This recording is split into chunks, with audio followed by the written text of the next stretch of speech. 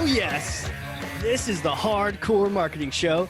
I'm Casey Cheshire, your host for this epic journey. And today's show, sponsored by Cheshire Impact, on a mission to help people maximize their use of Pardot and Salesforce. CheshireImpact.com. Bam. Hey, everyone. Before we get started with the show, I'm excited to announce two things. First is that my book, Marketing Automation Unleashed, is now live on Amazon. So go get it. The second thing is we have a new sponsor, Qualified.com. I'm going to tell you about them in the next couple seconds here, and also how you can get a free copy of my book thanks to them. So who are these people?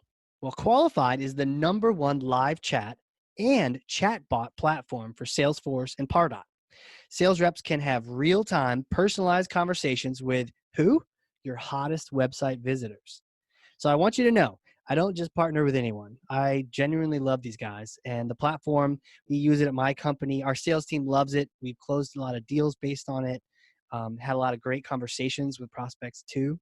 So, a lot of marketing these days is what? Hurry up and wait, right? Fill out this form. And then if we pass you over to sales, maybe you'll swap 6 emails with them to find a good time to talk. But what if a prospect is doing research right now and they would chat now? Why not give them the opportunity? So the best part is your company actually decides what leads are worth a live chat. There's a lot of noise out there.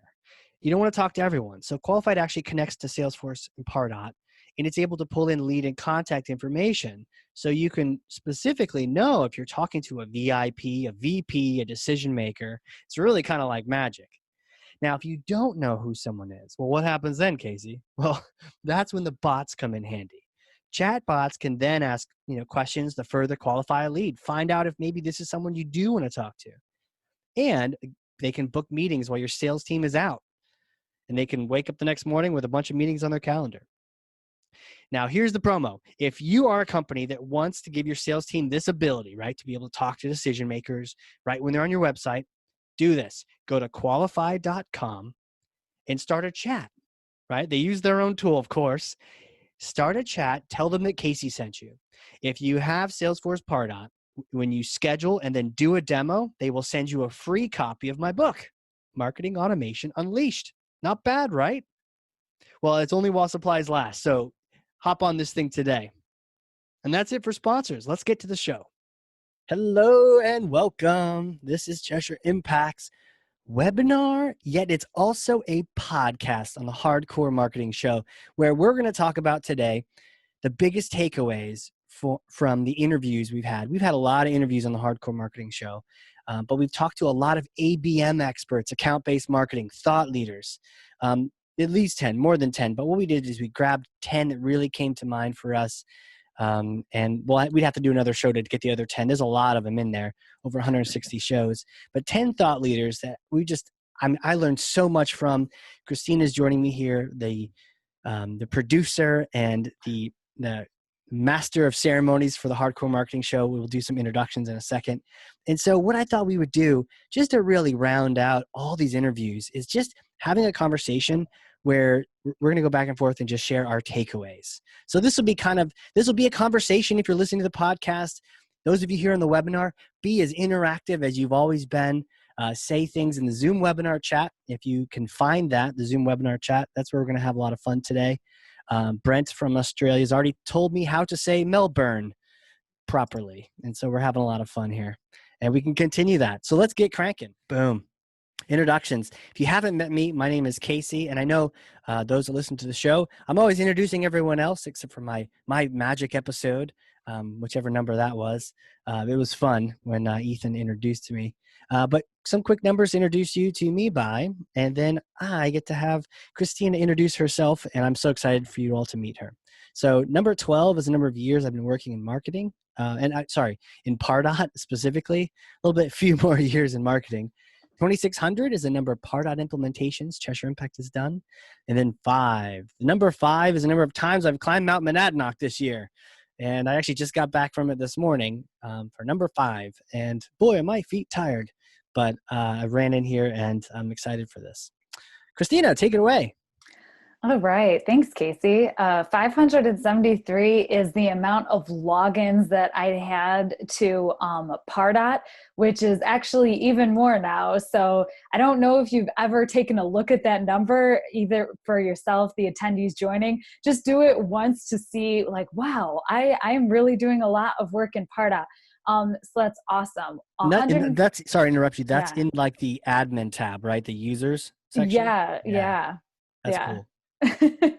And then 161 is the amount of episodes that have been released on the Hardcore Marketing Show. Woo, woo. Ooh, well, how you do it?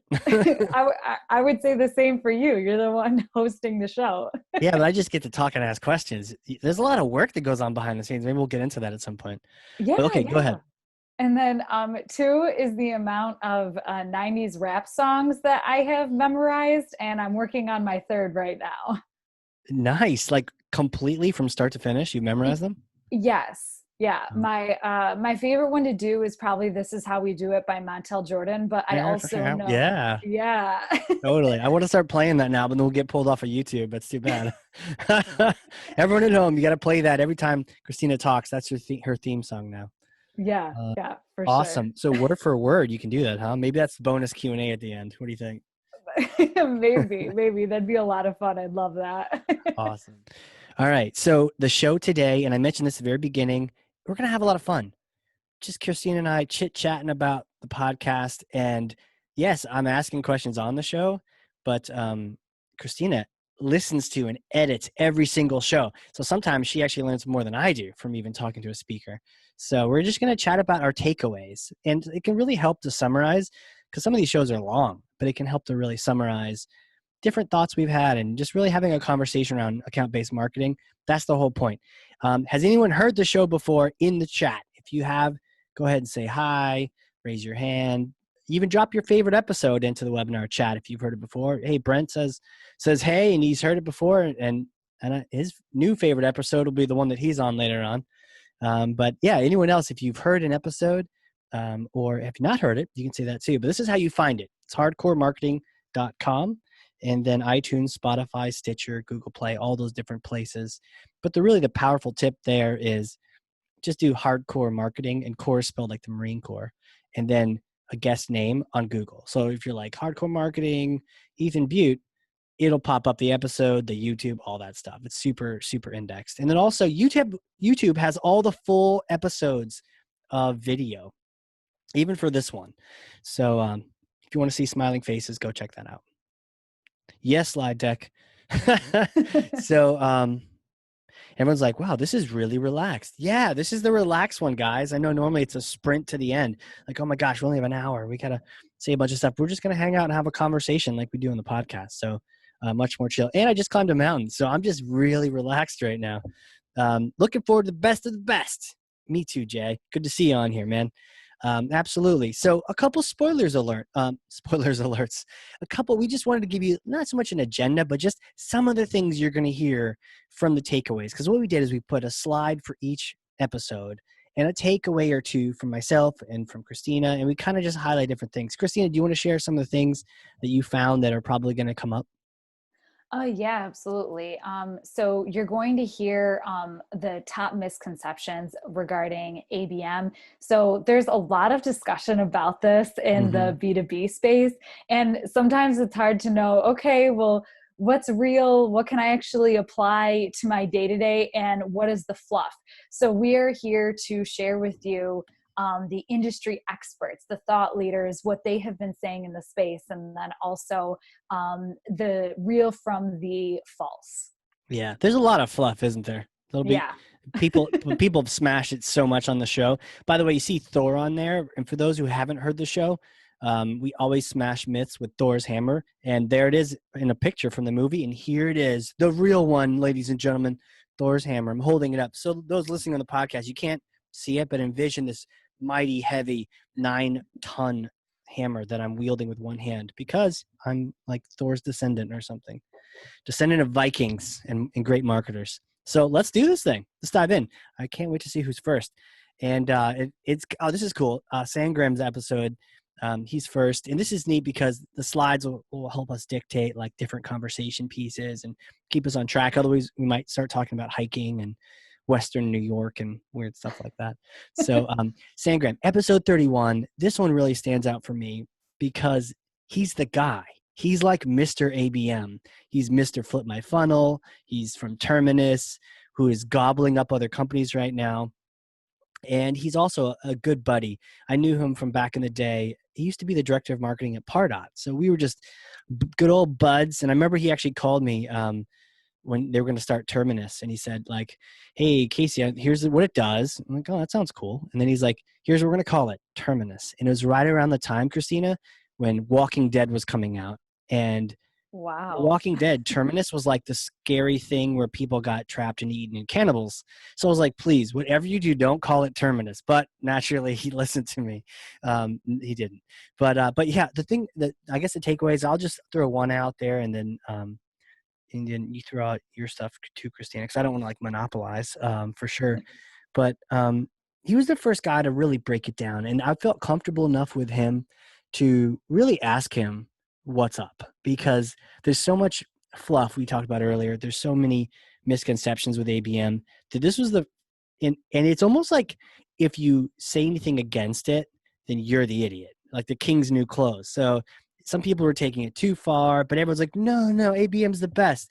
And if you're kind of like, this doesn't sound like any different from normal. What do we? People are like, oh, you're a no man, right? But Sangram was the first person I felt comfortable just being like, okay, buddy, what's up? What is this stuff? And thankfully, he's really smart, so he was able to summarize it for me and break it down into different areas. The idea of, and then really the takeaway that I'll share is that it was just all about prioritizing your time. I'm like, what's the point of this, man? And he was like, look, just prioritizing your time. Instead of going after everybody, you go after a few people and you do more magical things for them. How about you, Christina? What did you get from this episode?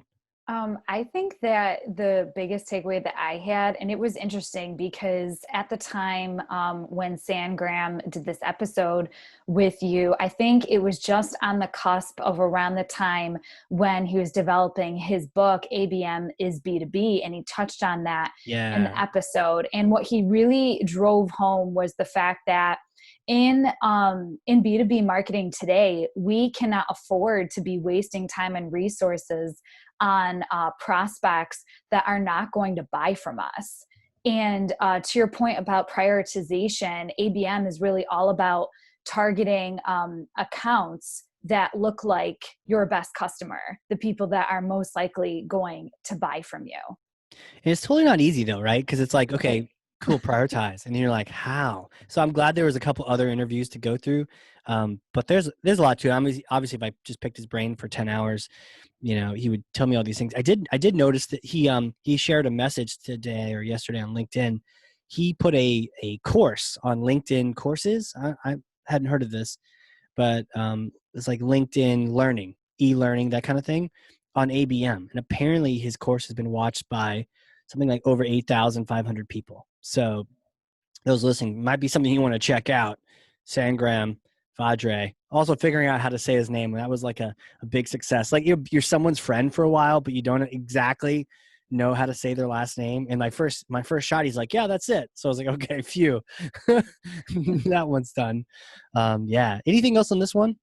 I know we basically talked forever. Well, the only other thing that actually hearing stuff like this always inspires me as a marketer is I love how Sangram referred to our customers and our buyers as the heroes in their story, and that marketers are like the guide to the hero along their journey. And we need to give them content that is relevant to their direct situation. Yeah. Like, kind of like Yoda and Luke Skywalker, like Yoda is directing Skywalker on his Jedi path. He's not necessarily talking about him how to run a kingdom. He's helping him find his Jedi powers. His message pertains to what he's going through. Right. Does that make him Yoda, and does that make me Luke Skywalker? Because that's a pretty cool analogy. If so, yeah, we can do that. Oh, that's awesome. And I guess that makes you Princess Leia. So that's pretty cool. Princess Leia is pretty awesome, so I'll take that. For sure. And I don't know how long her hair is, but she wraps that stuff up like little cinnamon buns. So it's pretty Maybe crazy. I'll just do that for Halloween one time. You That'd know be what? Or amazing. COVID, right? If we're in this thing long enough, you just wrap your hair up. Be like, it's another roll in the bun. No big deal. Awesome. So Nikki, episode 155. Mhm. And anyways, if this kind of show and our conversation can inspire people to just check out a few of these episodes, because I know there's like 161, like you said, but specifically to ABM, these are the ones to write down. And also you can just Google, hardcore marketing 155 and you'll get Nikki's. What I like about Nikki is that she is, speaking of Yoda and all these things, she's like the Han Solo traveling with Luke Skywalker, because for the longest time she was at Terminus and Flip My Funnel, and she helped Sangram launch the Flip My Funnel community, the events, all that. So all that buzz that Sangram took something like I really think he took that term and blew it up, at least in my mind. But Nikki was the one that really executing the whole way. So amazing to see her go along with Sangram and then just be able to pick her brain too and be like, okay, what's up? What's real? I know Sangram's polished, but like tell me the down and dirty practical ABM and how we get there.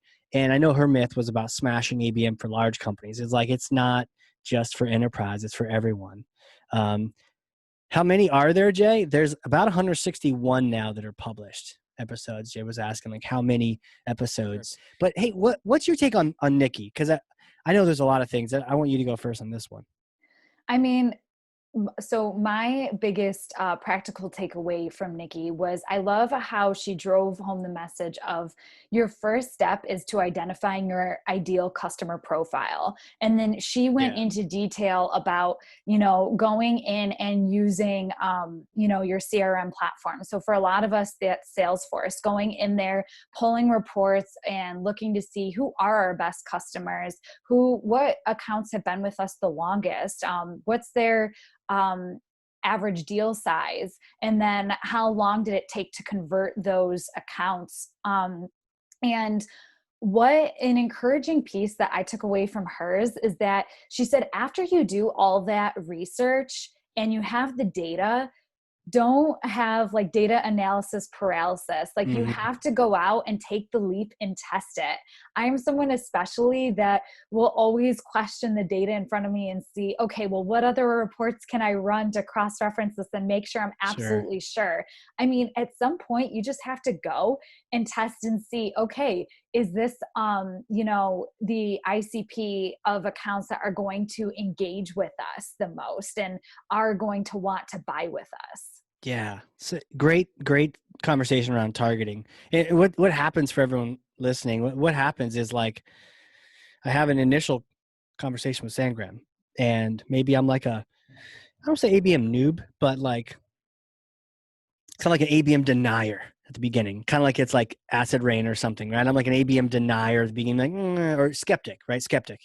And then I talk to Sangram. He helps me see that there's some good stuff to it. And then every episode after talking to him, and these aren't completely in linear order, but every single episode that comes, I'm able to take my knowledge a little bit deeper. And so you can kind of hear me asking better questions at the beginning. I'm like, what is this thing? Right. And then as we get deeper and deeper, it's like, okay, I'm game, but how do you target Nikki? Right. I was able to ask her those questions and she had some great answers, great practical advice for that. My big takeaway from her, just super practical, tactical, was the idea of putting LinkedIn tracking code on your website. And everyone here and everyone listening, do it. Check it out. Do it, because mind blowing. Because I don't know if anyone knows about this. In LinkedIn, if you go look at someone, there's a place you can go where you can find out who's looked at you, and then they can see you looked at them. As long as your privacy is set to like, if people are able to see you visited, you'll see that they visited. And then I've got that like paid version, so I know everyone that's visited. So come visit me on LinkedIn. But so I know everyone that's visited me.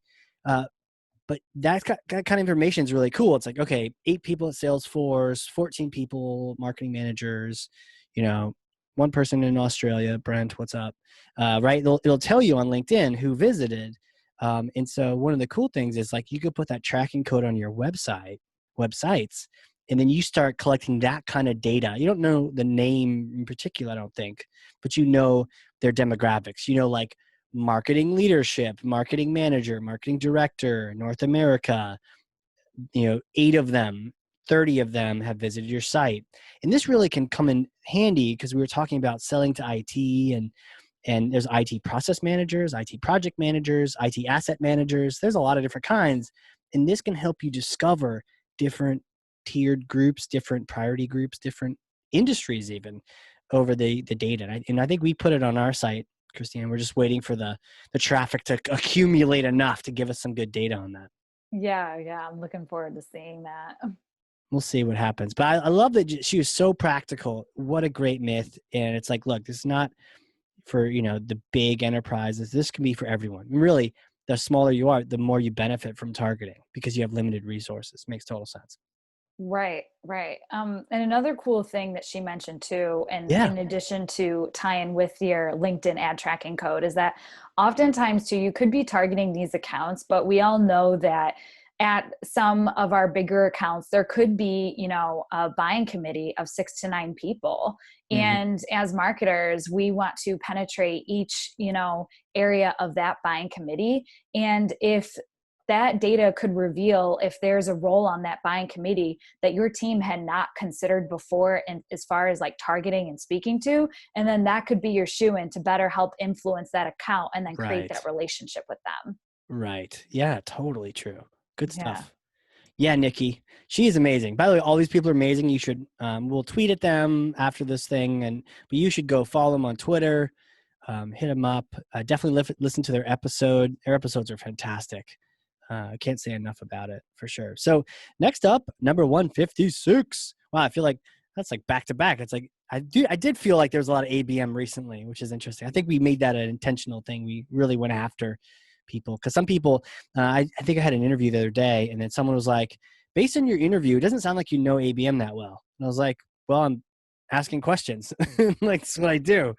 But we're like, okay, really? You don't think I know ABM? Let's interview all these people. And then if I still don't know ABM at the end of that, then you're right. But no, it's more of that discovery process. And the thing is, like, I want to ask the dumb questions, or I just want to be comfortable asking questions where it's like, how do you do this? No judgment. Again, you can't please everyone. But yeah, 156, Megan. It was a really cool episode, and she is so amazing. I felt like I was talking to Elon Musk on a lot of these episodes where I'm like asking, like, how do you build a rocket? And they're just like, well, centrifugal forces and all these, like, it was like blown away. What's crazy about Megan is that she's been doing marketing for different analysis companies, analysts, Serious Decisions. I think she was at a couple other ones too, some of the other ones. But Serious Decisions was the big one. Not only was she there, but she was marketing the marketing analyst, which is really interesting. And one of the things that she smashed was this myth. And I think everyone's probably heard of it. And if you have, raise your hand, throw it in chat. By the way, if you've heard of these episodes or any comments, those joining us here live, you can go ahead and throw them in the Zoom chat. You could set it to all panelists and attendees so everyone else can see your chit chat. And you can start chit chatting and cut me out of it completely and have a good time with it. But one of the things with her is that with Serious Decisions, there is a stat. 67% of the buyer's journey is done before talking to sales. Well, that was sort of the report the Serious had, but she said it got taken so out of context that basically everyone in marketing used that to be like, see sales, we don't need you. 2/3 of it's us. You guys are lame. And she's like, no, that's not what she meant. She meant that it was done digitally.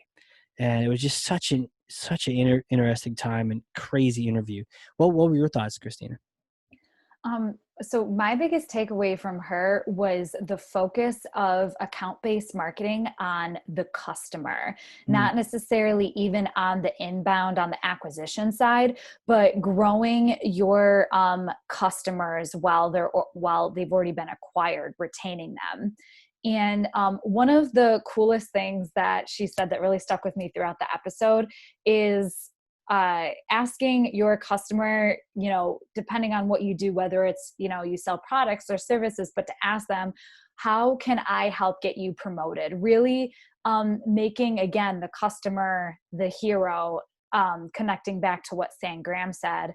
And then also too, when sales, marketing, operations, service, when they're all getting together and deciding who their target accounts are, if one of those accounts is your current customer, really establishing a goal of where, what the goals are that the customer has, how we want to help them grow, and then how we can help get them to the next level and a deeper relationship with our company.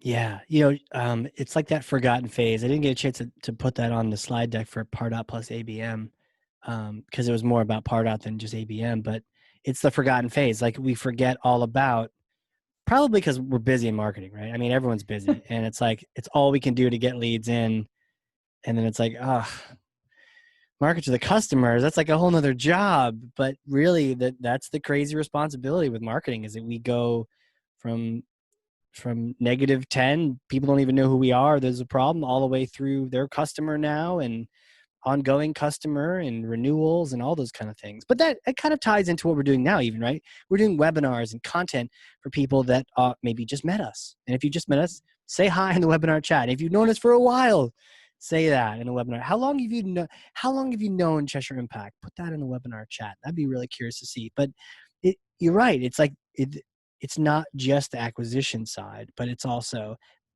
beyond that, the customer. And I've seen stats that show it's so much more efficient and effective and so much cheaper, like 80% or some number like that, to get renewal business than it is to acquire a new customer. And that ABM stretches into that realm is really cool, really powerful. Yeah. 82. I love this. We're jumping around back in time. Lauren Mead, episode 82. What to say about her? I really liked Lauren. She was fun. She was like she made I was learning. For sure I was learning talking to her. Sometimes I feel like a caveman on these episodes. Caveman learned ABM, but she was awesome. And it really talked to the whole idea of I brought this up too, because this is something I've experienced as a marketer, the idea of like marketing. We need to talk to our buyers. We don't do it enough at all. Marketing in the OG days, in the old days, we talked to them all the time, right? We talked to them all the time, and we owned the product and we owned all sorts of things, and we did all the research groups. And now it's like marketing can get put in a box, the pretty box, and make the brand happy and pretty. But it's like, no, we need to talk to our customers. But then the hesitation is like, well, will sales be angry if we do? Will operations be angry? And the idea of, oh, we need to get permission to talk to these people. I mean, get alignment, but you don't need to ask permission. What's your Yeah, take? I would definitely echo that theme of the idea of alignment with sales for hers. Lauren really highlighted how powerful it can be to pair up with sales, especially on accounts that are a little bit more difficult to close. Which, connecting back to, if for those of you that were on the last webinar of Pardot plus ABM, Casey talked about the top tier one-to-one marketing, that idea that you deliver extremely catered, personalized marketing to those accounts, and pairing a marketing and a sales team member for those more difficult accounts is a great way to align and make sure that all of that really personalized reach is done in steps. So then that way that account has a consistent experience across with your marketing assets, and then also when they're talking to your sales team. Yeah, I'm glad you brought that one up. It was a cool idea. And it's like, duh, but the idea of just pairing up a marketer with a salesperson, and the fact that she'd done it too. She wasn't just like saying, do this. She's like, no, we do it. And it helps if you're doing it for the big accounts, because you can't do it for like 1,000 of them. But for the big ones, they made little hit squads, little teams that would talk and coordinate, even if it's 2 people or 3 people. Like, okay, how do we work together to help these guys out? And yeah, what a cool meeting to sit in on, with just sales and marketing just actually collaborating. Yeah, for sure. And I think too, another thing that I really enjoyed is how she encouraged marketers to sit in on a sales call. if that's a great place to start. If you Yeah. cannot get in front of your buyers and your customers, nothing is better than getting it straight from the source, because sometimes, for example, we know how to talk about our product or service, but how do our customers talk about it? And we always want to make sure that we're using their language in our content and in our marketing. So definitely, like, if you can't get in front of your buyers, see if you can sit in on a sales call and listen to the language that the buyers are using. 100%. 100%. Crazy times. Lauren was cool. I know we've kind of moved on, but really, like, a shout out to her. Like, we need to, like, get all these people together for a party, and wouldn't that be cool? Like an ABM party. And if anyone wants to join, it's only $1,000 a ticket, or just That would listen be to the awesome. episodes and you'll learn everything you need to learn. Yeah. Okay. Let's go to Nate. Good old Nate. Nate Skinner. He's doing things. He's moving up in the world. Former VP of marketing at Pardot. We put a little F next to his name instead of like retired RT, retired F for formal. He has a quote on my book too, which is really cool. He's a good guy, great marketer. And you know what's crazy? He did a quick stint at the tiny little marketing automation platform, and Oracle gobbled him up. So now he's like a senior vice president at Oracle right now, which technically is the other side. And so, he can't come over to play anymore. But but he's such a smart guy. What kind of things did you get from Nate in his episode?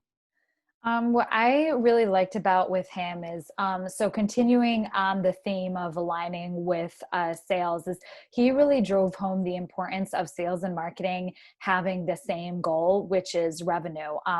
He made it clear that, it's great in marketing when we have people engaging and, liking our social media, sharing it, registering for our webinars and everything.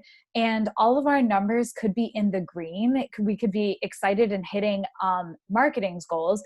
But if none of that actually helps sales close deals and reach their goal, then what is the point? He drove home the importance of not only just understanding your buyers and the language that they're using to describe their problems, but really to know where your buyers are and the platforms that they are. So then that way you can get away from that spray and pray method of like, oh, I'm just going to sprinkle my content across all these different platforms. Because we know that there are so many platforms out there today, but now you can really prioritize and think, okay, where are my buyers spending the most time? Yeah. What platform? And then use your marketing to target that specific platform to reach them.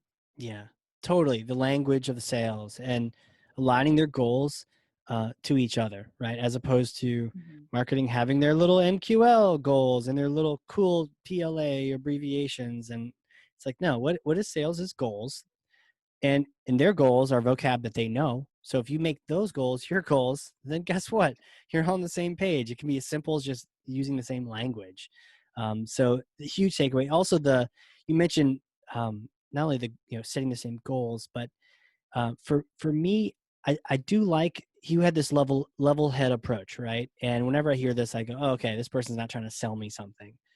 Maybe it's because he wasn't doing VP of marketing for an ABM software platform. He was just Pardot, right? Or now Oracle.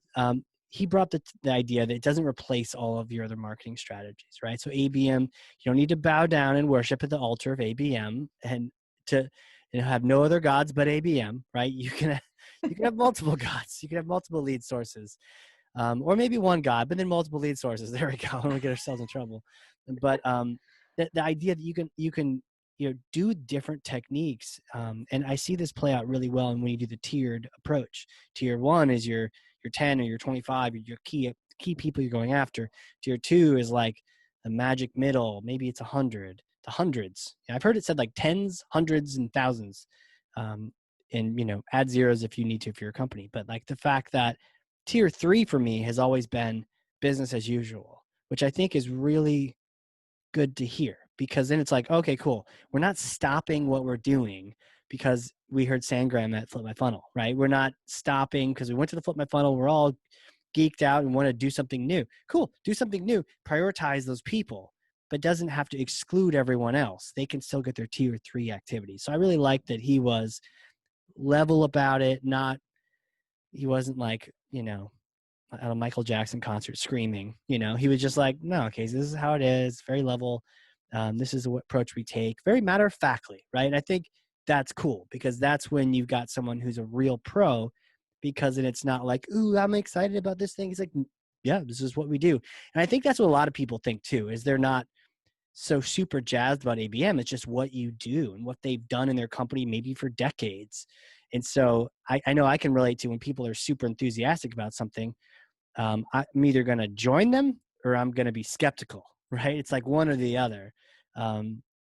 So it was great to see Nate take that approach to it. He's a good guy there, that Nate Skinner. Also too, for those of you on, just because we're still on the idea of the sales and marketing aligning on the same goal, I want to give a shout out to Logan Childs. He's our Senior Director of Sales here at Cheshire Impact.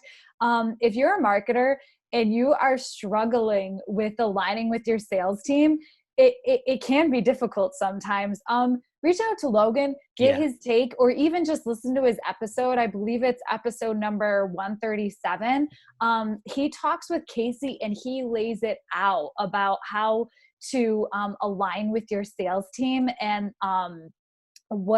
just the practical things that you can do to just talk to them, and even the questions that you can ask them to get their attention and to make them realize of, hey, like, we're not doing this just for our health. We're doing it because we actually care about your goals and we really want to align on this. Yeah, I love you brought him up. I mean, he is a rock star. He probably should have his own slide. He's he's funny looking guy with a beard, and his style is very unique. But somehow he's always cooler than I am. I don't know how he pulls it off. But yeah, like, he's a director of sales. He used to work at Pardot, and you're right.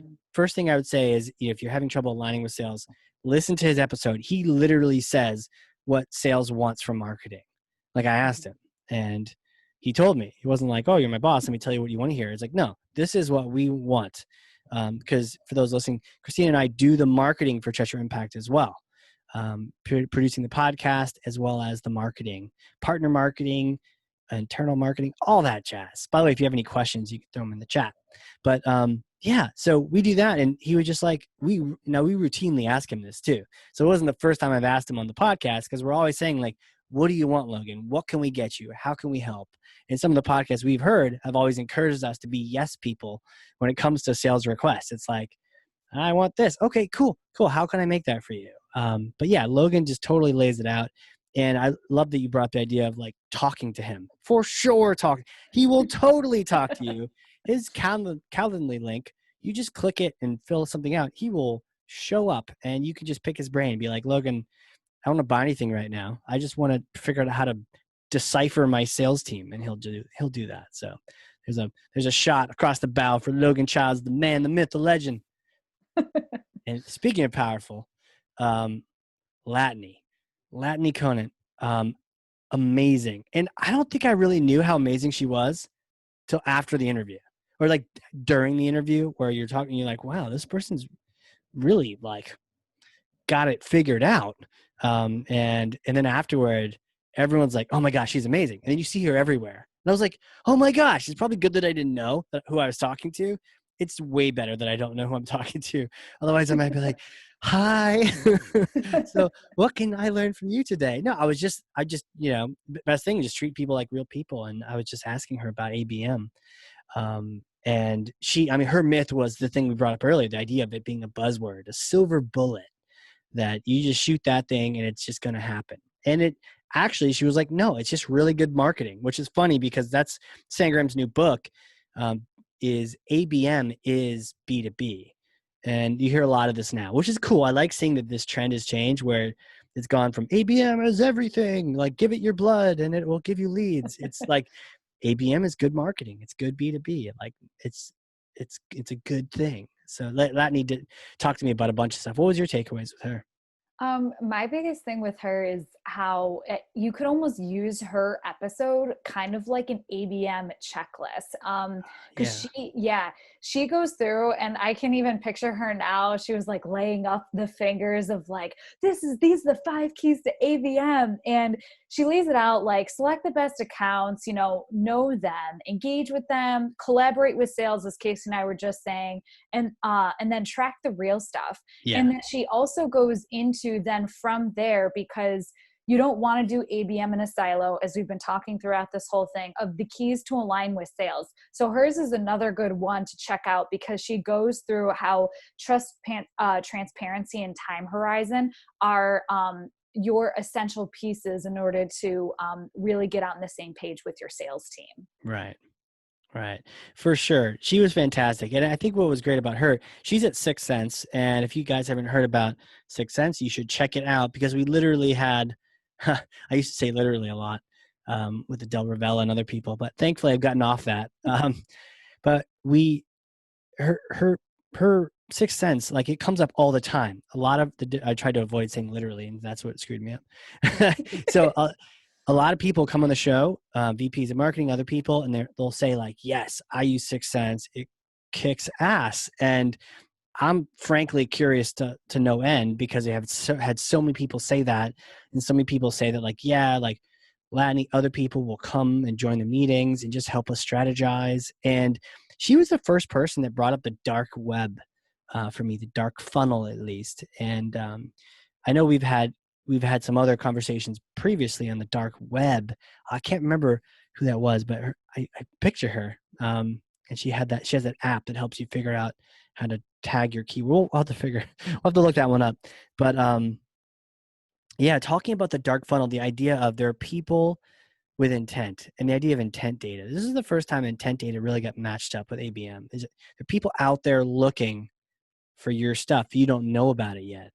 And using things like Sixth Sense and other things to understand who is looking. And it can be one thing to just be like, of the whole world who is looking, but instead of my key accounts, is anyone from my key accounts looking? If so, then we should act differently and treat them differently and reach out to them and go visit them, but taking action based on that intent data.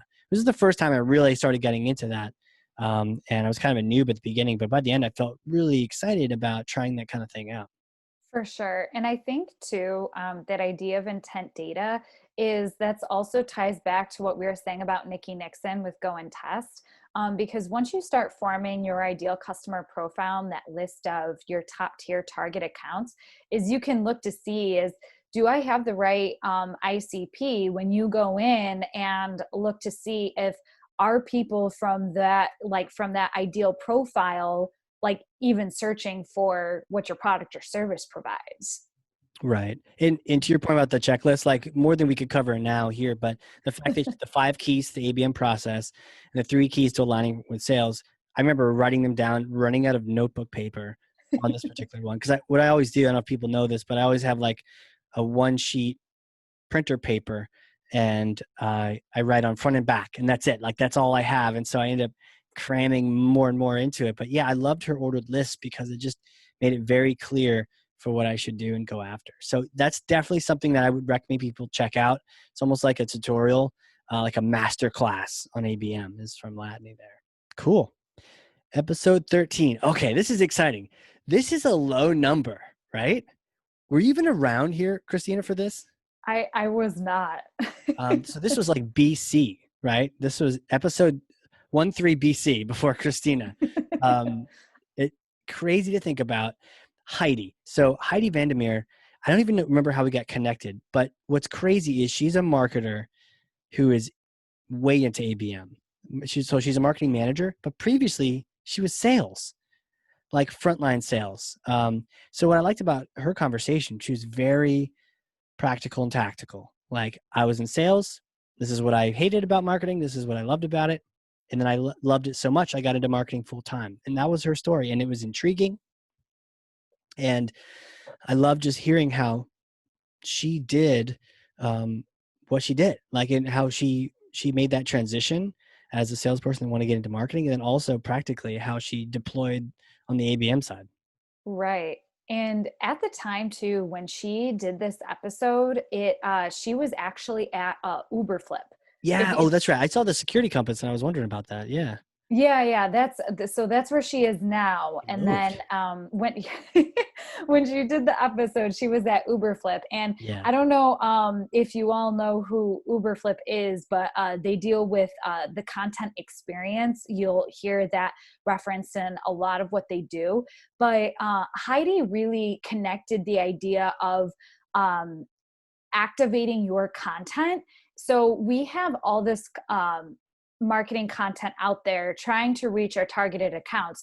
However, though, if we don't actually create other content off of it or advertise our content itself in any way, then it is just going to sit there and it's not going to reach our targeted accounts. An example of this would be connecting back to what we said with Nate Skinner is really understanding where buyers are, knowing their platforms, and then post about the content that you just produced that is helpful to those specific targeted accounts on those platforms. Or if you have a webinar coming up, create an ad campaign that directly targets the contacts at those accounts, and then Yeah. invite them to your campaign, to your webinar. You just spent all that time creating that content. You don't want it to just sit there. Yeah. That content activation, her and Randy from Uberflip, when I chatted with both of them, they drove home the point about content and not wasting it. And it ties in beautifully, like you've said, with ABM, because you've got a sales team who could use it if they knew that it was available and for what purpose, right? It's there. So just getting them in the loop on it. I know she shared some tools that she's used to get content in front of them so they can use it faster, and that kind of thing.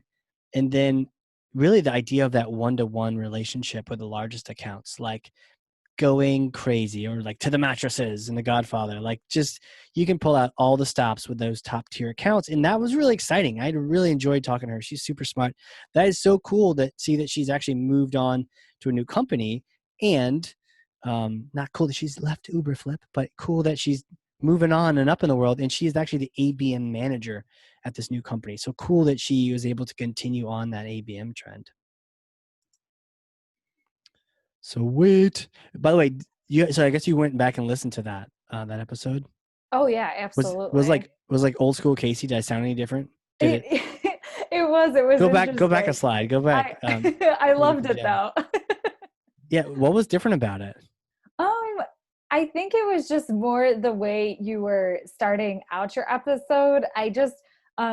It's always so exciting for me, the build up to the marketing myth and how dialed in you have that introduction. And with Heidi, it was more kind of dancing around it. And then Got it. she was getting excited for it, but I don't know. I think that would probably be the biggest thing that I noticed between today and then what it was like before being here. It's so crazy because we shared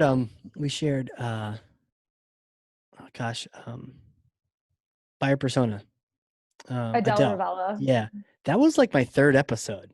Yeah. And Adele Ravella's like the bomb. And that episode got shared on Sangram's Flip My Funnel podcast. And people really liked it, got some great feedback on it, even from France. But what was crazy is like that was my third episode. So I was interviewing Adele, God bless her. And she was so nice to me and she didn't eat me alive. But man, she was so smart. But yeah, I'm sure things have changed dramatically. I'd be curious, those have listened, and even those listening to this recording on the podcast or those in the chat, just, if you've heard any differences or changes. My smashing of myths evolved over time to be like, oh yeah, this is how we do it. And like the theme and the format of the show really kind of evolved organically. So it's kind of fun to think about. Every now and then we got to do these shows and just really think about what has changed and what stayed the same. And then every now and then you got to go back and listen to those oldies but goodies. There's some good ones tucked in there. Sure. If anyone can actually do the whole Casey's build up to the myth, like, let me smash a myth, a marketing myth, misconceptions, then what he says. Oh yeah. Do the thing. Do you know the spiel?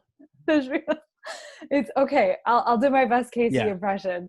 All right, so let me smash a myth for me, a marketing myth, misconceptions. Something that drives you crazy, or I don't know if I Right. did as good of a job as you No, did. yeah. You just needed the hammer. Here you go. Here's the hammer. Here you go. You got it? I'll take it. I'll Okay. take it. And Smash for then me some kind of myth, bogus strategy, misconception. Set the record straight once and for all.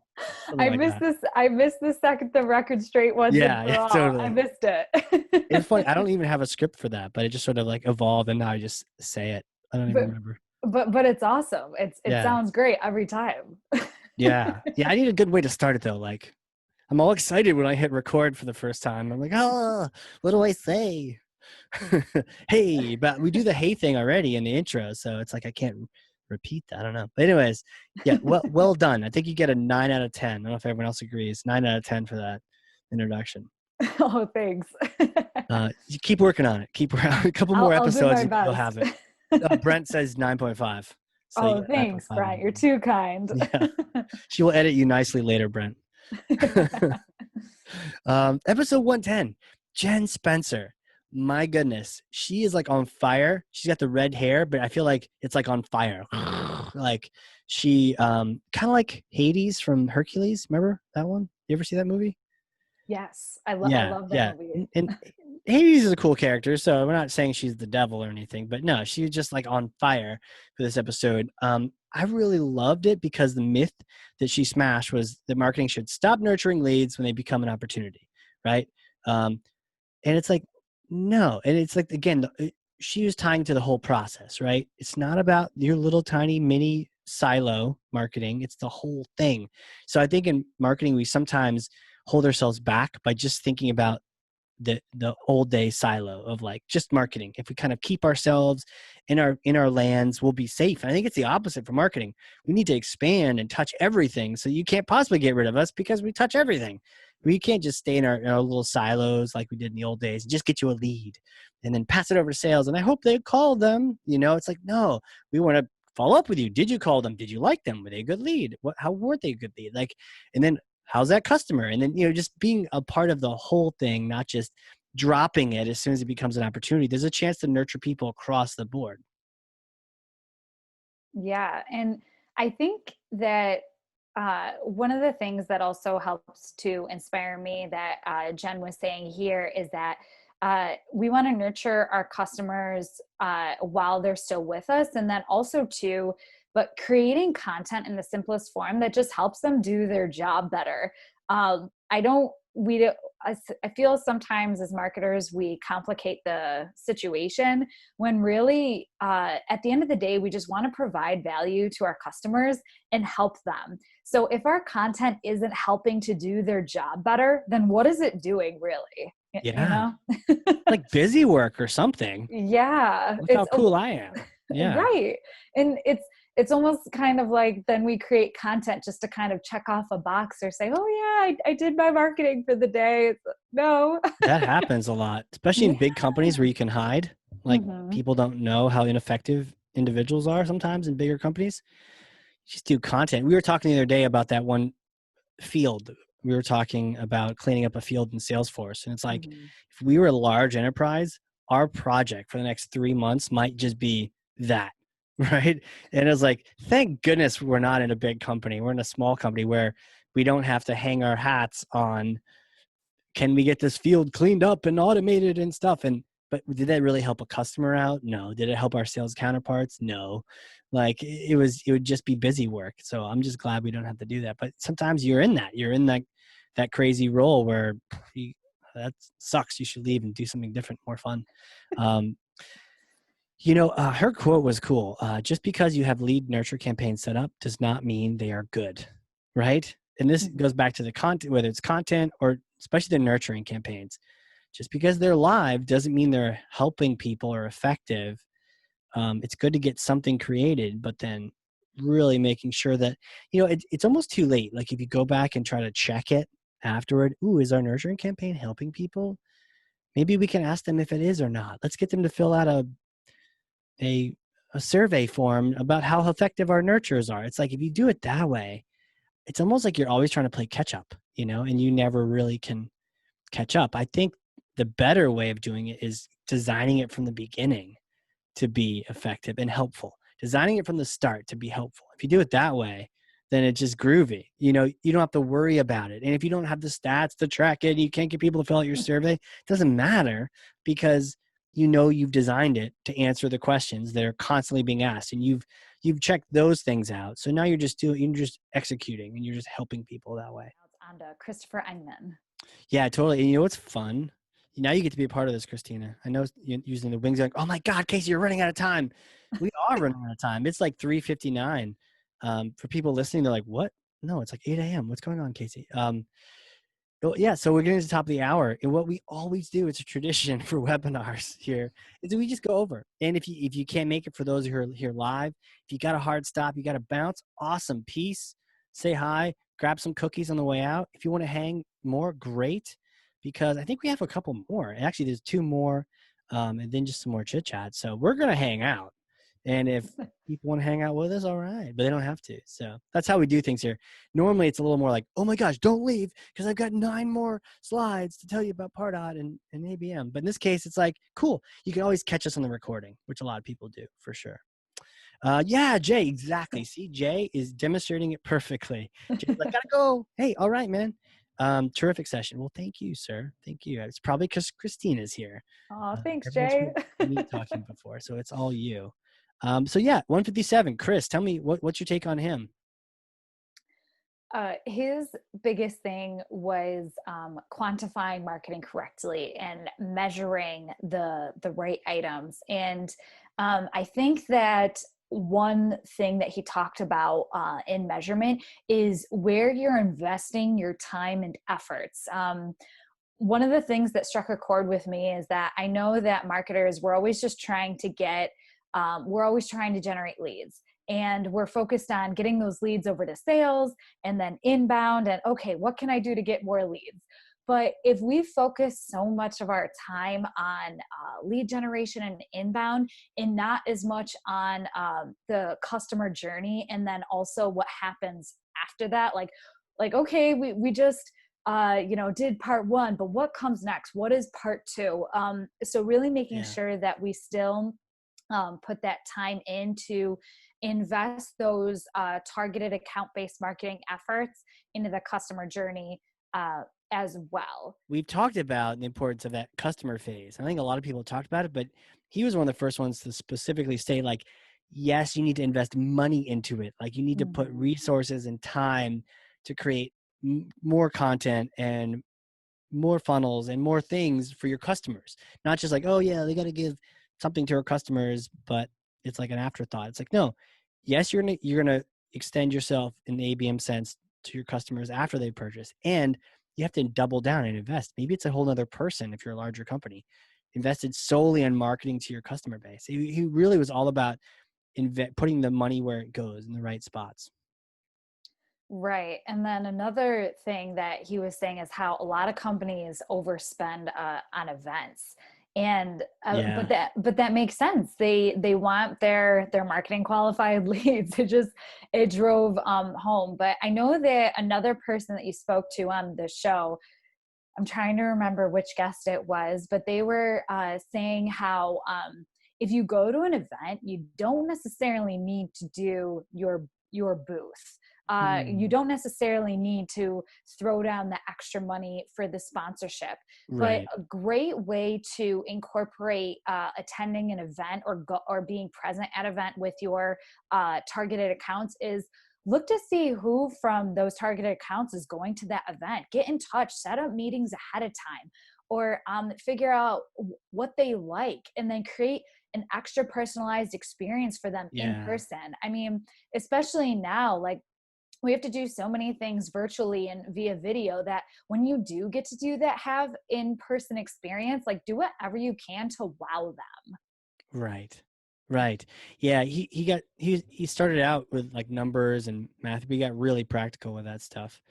And even telling the stories of, to your point, not investing in the bigger expenses, but going local and like road shows. That was a theme that came on for several other episodes after him too. Just instead of the big show, invest in the little shows, if anything.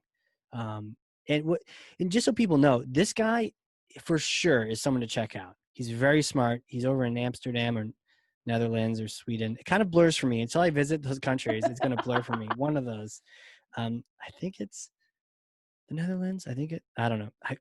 I couldn't guess to save my life right now, but I could. I hope it'd work. But really smart guy. He's essentially a mathematician. He's essentially like a theoretical physicist mathematician and a marketer and an entrepreneur. So you kind of smush those things together. He does the math. And so the two things he kept repeating was, I've done the research on this.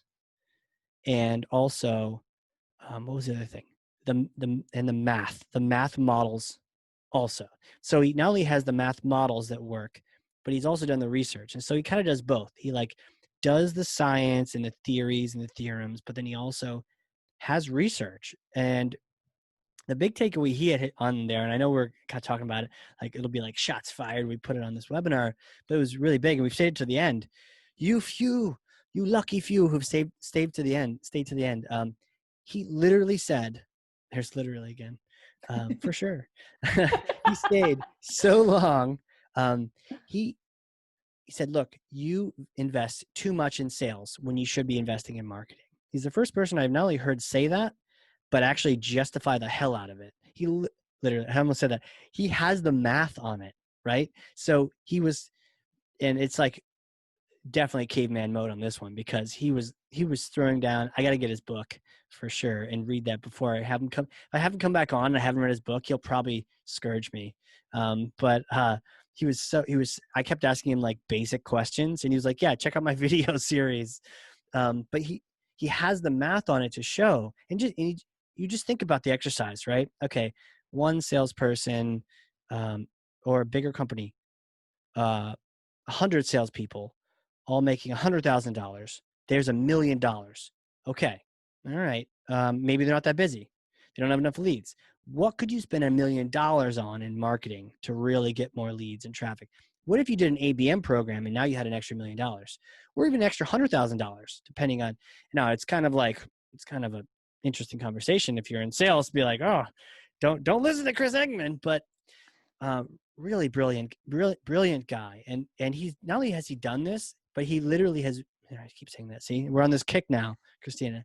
He has done this with multiple companies and come into them as an investor or a board member or an advisor, advise them to trim up their sales team and invest deeper and heavier in marketing. And I love that he's doing that, because whether company need to even trim their sales team or just invest more in marketing, it's his math and his work that really goes a long ways to promoting that and to making that not just foo-foo science, but something that would stand up to the CFO.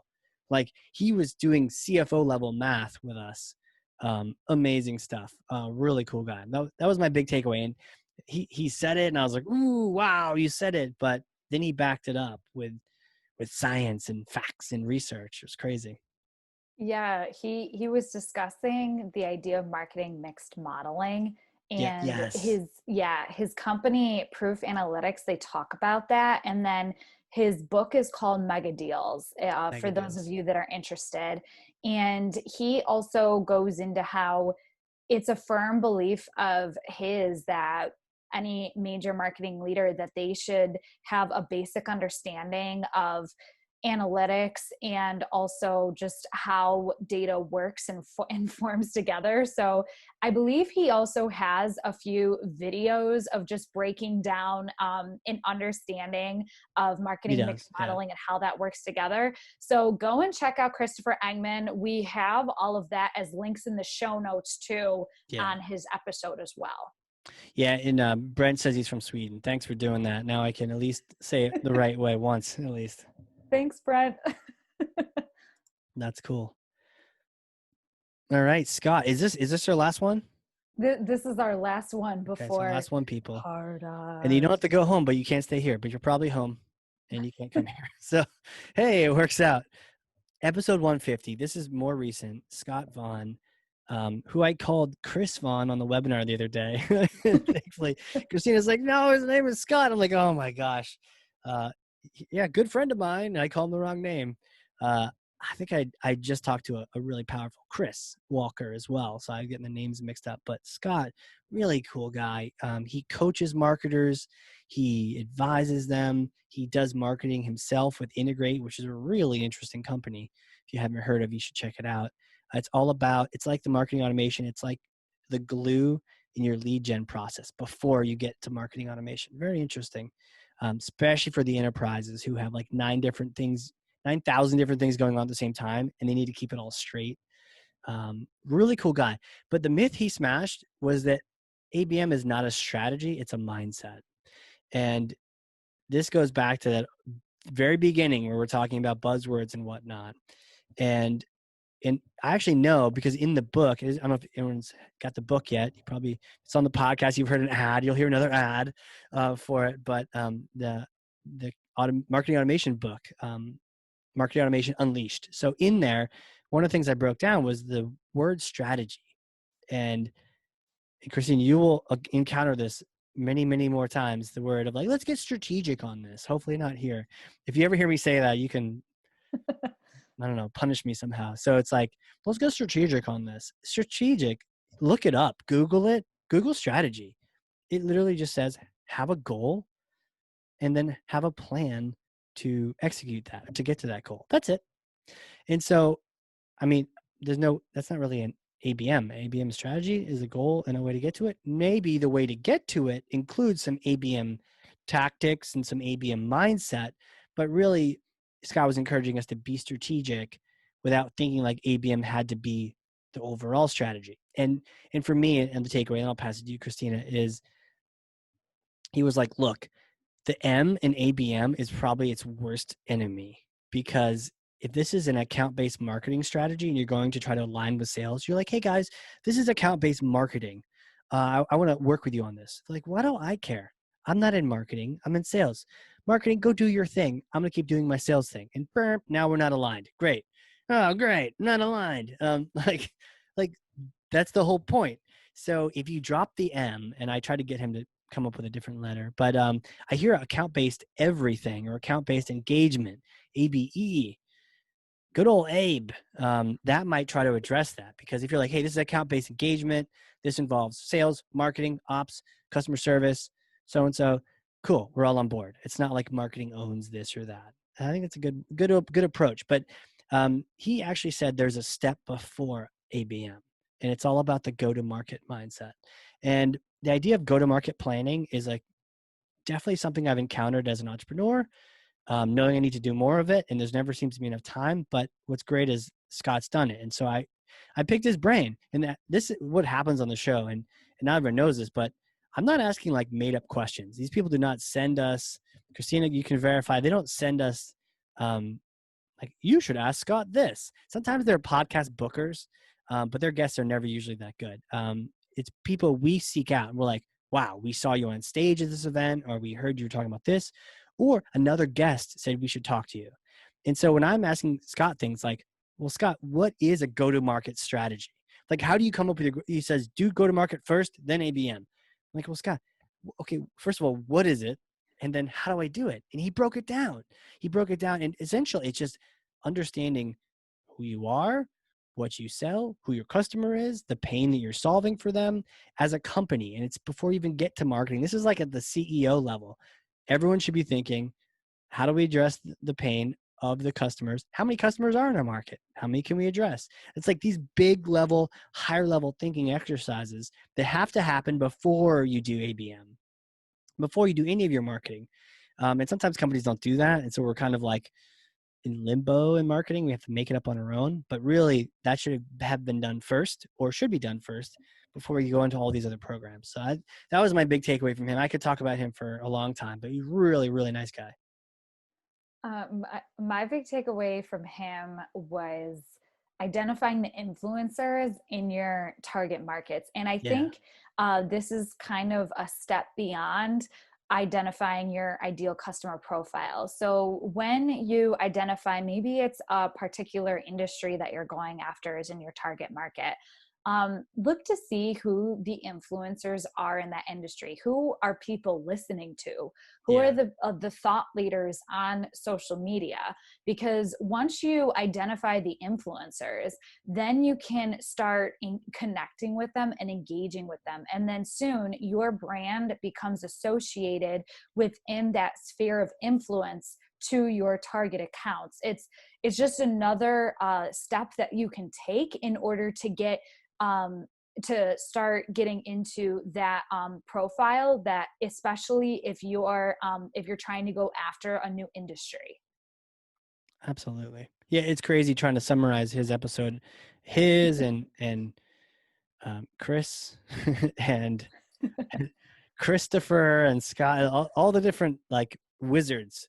Really hard to summarize their episode, but just something that stands out and very memorable. He's a very smart guy, very caring, and I think he really appreciated the questions, just the genuine learning process. He was just happy to teach and share and all these things. But I definitely got the sense that the go-to-market research and planning is like, there's a lot to it, but we don't have to overthink it. It's thinking about who we helping, right? Who are we helping? How many of them are there? And if they all give us money, how much we're going to make? Like, it's those kind of things that companies need to think about so they can go after a market and then give sales and marketing the direction. These guys, we're going to help them. And then marketing and sales, we can kind of give them our feedback. Yes, they're saying they want this stuff. Or sales is saying, no, they hate us. We need a different market. But it's that kind of dialogue that needs to happen before just launching into some ABM tactics. Totally. What? We didn't talk about Pardot at all, did we? The screen we're showing for those listening is like, did we just talk all about ABM and not include Salesforce and Pardot in the conversation? Well, we kind of talked about it, I think. And then now, Christina, why don't you tell us what you have distilled down for us, like a distillery, like a vodka distillery in the woods of South Carolina. Tell us what you've created for us here. I love that. I love the comparison. Now you got to talk in a country accent though as you deliver this. Oh no, my country accent is terrible. Is it terrible? How terrible is it? It's so bad. It's so bad that I'm going to spare everyone from hearing it. That's how bad it is. Unless someone like votes for it and raises their hand, in which case we'll have to do it. Oh, yeah. Okay, go ahead. What is this list that you've boiled down, like some takeaways or what? So what I did was I took all of the overarching themes that we've touched on from our takeaways from the episodes into these overall themes. So for those of you listening, one is identify your ICPs, such as like, who are your best customers? Okay, hold on a second. We've literally had 50% of the audience raise their hand and or Brent actually just threw it out in the chat. Now, I don't know, Brent, maybe now you're getting in trouble, but they literally have asked to hear your country accent. So I put you on the spot, maybe. I don't know. You're Howdy, Christina. Tell us what you have for us here. Identify your ICP. There you go. There it is. We'll make a clip of that and put it on social. Right. So once you have your ICP, you want to target those accounts, engage with them, and then you want to measure. But within those overall themes, I've actually taken the technology and I've drilled down a little bit more than that of practical things that you can do with your with the platform, Salesforce, Pardot, Advertisement Studio, B2B marketing analytics, how those all fit into this. And the reason why I have referred to Pardot plus ABM, and then I even have the URL to get to the recording, is because Casey talked through all of this on the Pardot plus ABM webinar that we did recently. So this was just a big shout out to that webinar, saying like, that's cool. Hey, just so you all know, there isn't necessarily talking about ABM without mentioning how useful the technology can be to go in and enhance your approach going into that. I love it. Got to pay the bills, right? But this month is like ABM month. So good point, right? This particular webinar, we're just sharing our thoughts, but webinar, podcast, conversation, whatever. But we did other things that people can listen to. And by the way, if people want to see the slide you're talking about or any of these slides, go hit up YouTube. YouTube will have the same episode. It'll have the slides as well. And then Christina's got a link down to CheshireImpact.com/webinars, where you can check out all the ABM webinars. And now we got our resources. What resources stand out to you the most? Because I know we got a slide here. Rather than just talking to, which ones do you like the most? How do you learn? Do you know how you learn? Have you figured that out? I think I it's so tough. I think I learned the best through reading. Probably I love books. So obviously Marketing Automation Unleashed by Casey Cheshire himself. Hey, 5 stars on Amazon. Discusses how you can lever or just practically use marketing automation and the steps that you can take. But all of that fits into account-based marketing and what we're talking about. And then also ABM is B2B by Sangram. He has account-based marketing for dummies, but I really suggest his second book because he goes into everything that he and then his team at Terminus has learned since that first book. And then he takes you through specific real life examples. So some of you may be listening thinking, oh, this all sounds lovely, but can my team do it? Yes, they can. They can. So go team. Yeah. Yeah. Take the inspiration from both of those books. But if you're not a reader, definitely check out these podcast episodes. And then, or if you don't have time to read the books and you may not have time to dedicate to a whole webinar, there's also blog articles. Casey broke down Scott Vaughn's episode, and he talks about the step that most marketers miss before implementing ABM. So definitely check out those resources. But yeah, some good articles on there for sure. I agree with you. The ABM is B2B. I feel like it's like the next level mature book, whereas like, maybe everyone was kind of like, yay, ABM for dummies. Let's all be dummies. But like this next book is like, I remember the very beginning of it even breaks down like, look, we're going to just kind of like a la Casey. He didn't say that, but he should. We're going to smash myths. We're going to like misconceptions. People have objections. People have stories. We're just going to lay it all out in the line right at the beginning. And I like that he did that. Very, very true and telling for sure. Cool. Oh yeah, we have this next one coming up for sure. And so, for people listening, they're like, I can't see it, Casey. Well, there's just a little promotional slide. We've got a webinar coming up. But I'm really looking forward to this event. This is going to be an amazing panel discussion with Logan Childs, the great man that we mentioned earlier. And for those of you that are fans of the Pardot Life Hacks podcast, the host, Jennifer Lynn Schneider, is going to be joining that panel as well. And then you'll all get to hear for sure, powerhouse. Shout out to Jennifer Lynn Schneider. You'll all get to hear their business and marketing expert take on the future of ABM and where it's going. Yeah. Just a discussion, kind of like this one, but around the future of it, where it's going. Just having Logan and Jennifer in the same room will be fun. I will just literally tie ropes to them and then just harness in and just like let them just fly like reindeer, and they'll just go and I will just stay with them as long as I can. It'll be a blast. So that's going to be June 25th at 12 p.m. Eastern. And you know what? If you're hearing this and you're like, oh, 2020, if you're hearing this, you're like, that was last year. Well, there's a recording, so you could always go grab it. But then again, if you're hearing it and it's a year later, maybe the future is now. So maybe everything we've said is going to be true and you don't want to hear it. But if you miss it, totally grab the recording, CheshireImpact.com/resources, or, click on resources. Yeah, this will be fun. This will be a lot of fun. That was a great Southern accent, by the way. Much better than mine. Well, thank you. Well, that's because I'm from Virginia. And if I need to have an accent, I can. And my family are from Alabama, technically. So things. And for those listening to the survey, we'd love your feedback too. My email is casey@CheshireImpact.com. For those listening to the show, shoot me a note. Say hi. Tell me how things are going. And definitely take the if you're a live participant, definitely take the survey and give us any feedback you can.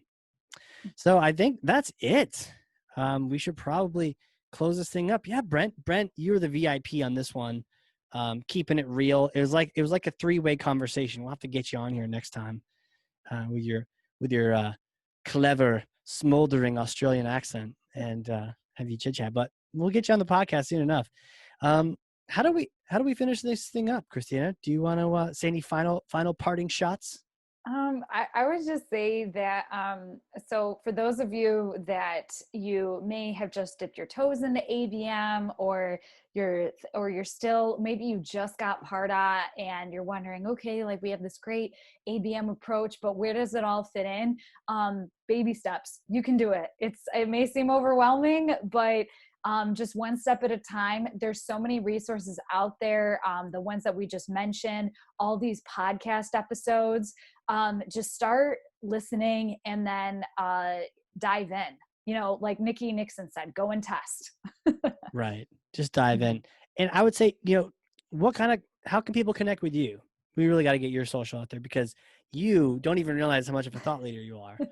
You're actually doing these things, and you are like the central nervous system. You are like the neural net of this whole podcast. So you've learned, like I said, probably learned more than I have from this whole thing. So, how do people connect with you? Yeah.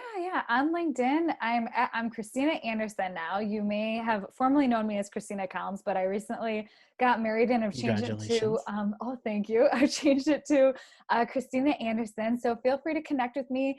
But if you do, please just mention that you listened to this episode or you were live on this webinar. I'm always down to have a conversation, just get your take and your overall feedback. And then I'm also on Twitter at your friend CC for my old initials. And one of the things that I'm super passionate about is just connecting with people, being friends with them. So that's hence the brand. So connect with me. Definitely someone to follow, because not only your own thought leadership, but you are constantly exposed to different thoughts from different shows. This podcast, the Part of Life Hacks podcast, all these different shows. It's fantastic. And so you're constantly tweeting. Your Twitter is probably on fire. There's some server melting somewhere because you're just on it so much. So I would highly recommend people check you out and connect. This got me thinking, maybe we get you on the podcast. You've done such a great job here. What do you think? Did you have fun? I did have fun. This was awesome. I laughed a lot, smiling. We're talking in Southern accents. That's right. That's right. Apparently with Brent, it's actually a Canadian accent, but maybe I'll ask him to pretend and be Australian for me for a little bit. We're getting props, people in the chat and also people in some Q&A over here. They're texting me and they're saying great job. And just I'm extremely thankful too for just being where I am, and then also just hearing the great thought leadership and opinions and stories from all these different CMOs and executives that you have on the podcast. They've been you have all been extremely monumental to my journey so far, for sure.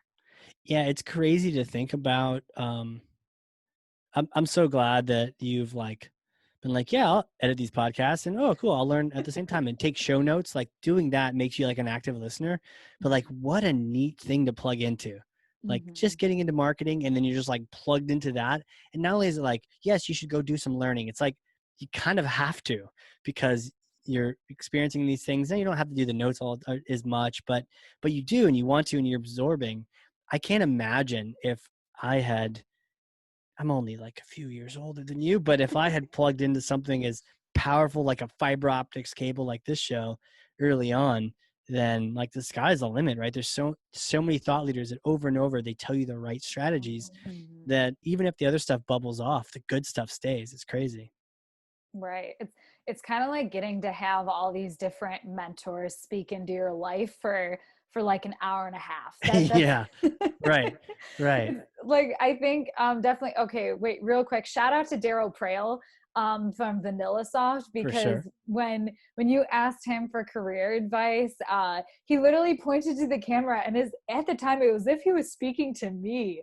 And he was just go with your gut, trust your gut. And then he went into the whole spiel about it, but it was so wild. So if for those of you listening, go and listen to that episode, but also too, if you're on the webinar and you've never listened to one of the Hardcore Marketing Show, definitely check them out, because not only will it help you in your marketing, but it also helps you in life, just your overall career, for sure.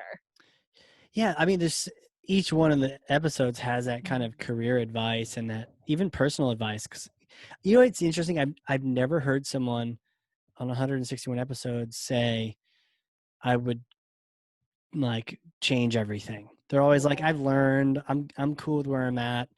I might have accelerated some things. I might have, it's almost like they see like missed opportunity more than they see mistakes.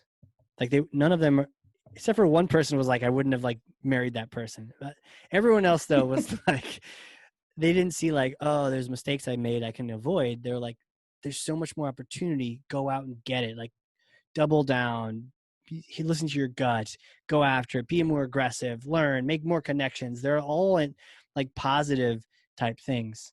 And I suppose pick the right mate as well, but they were all really, really positive like that. So I can only imagine, just hearing them. It works for me too, though, because it just reminds me like, okay, what do I need to focus on? What's important?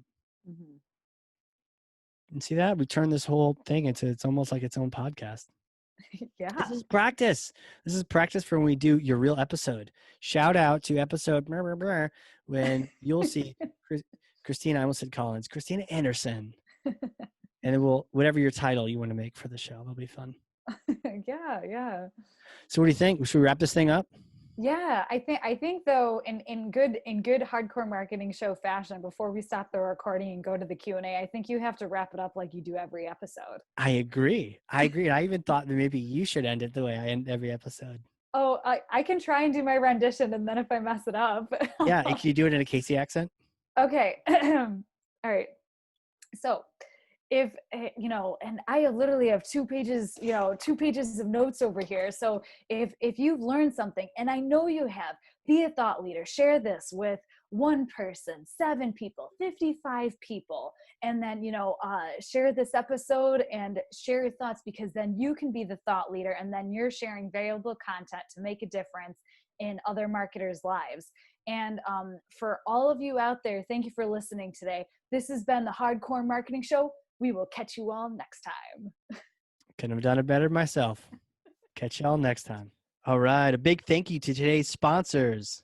Cheshire Impact, helping marketers and sales win, maximizing the use of Pardot and Salesforce. And a big thank you to Qualified.com, the #1 live chat and chatbot platform for Salesforce and Pardot. Remember the giveaway. If you have Salesforce Pardot and you want a free copy of my book, Marketing Automation Unleashed, then you go over to Qualified.com, engage in a chat, do a demo, and tell them that Casey sent you, and that book will be on its way to your door. All right. We'll see you all in the next one.